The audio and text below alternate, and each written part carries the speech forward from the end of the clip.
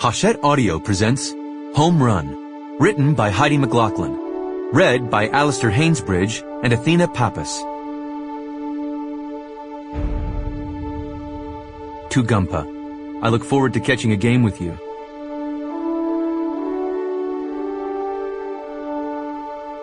Boston Renegades. It's time.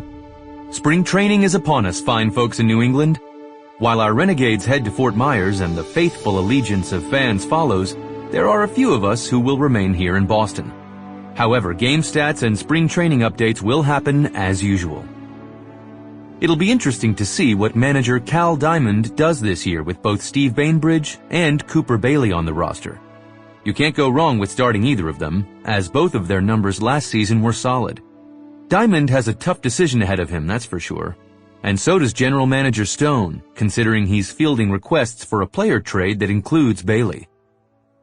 Expected to move into the starting catcher position is Jose Gonzalez, unless the off-season acquisition of Michael Cashman proves to be a better choice. Be sure to watch for designated hitter Branch Singleton during spring training. The scuttlebutt around the clubhouse is that he's been working out there daily, and the coaching staff is expecting his batting average to soar this season. If you're in Fort Myers and want to contribute to the Beau Red blog, please email us. Gossip Wire. Travis Kidd is still up to his old antics, and nothing seems to stop him. He was recently spotted at BU hitting up a sorority. Rumor has it he was caught streaking by the Pub Safe Patrol, but being a fan of his, they let him go. The Beau Red blogger.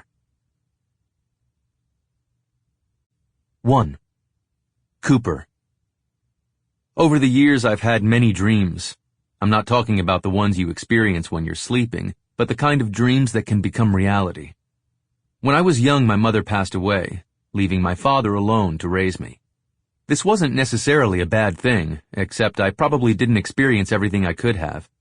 To cope with the loss of my mother, my dad and I turned to baseball. We'd play catch in the yard every night before sitting down to dinner, which usually consisted of sandwiches or cereal.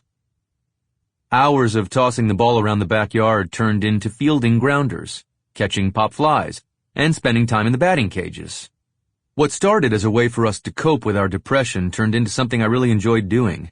And when the scouts started paying attention, I began dreaming of the big leagues, the pomp and circumstance of playing in the majors.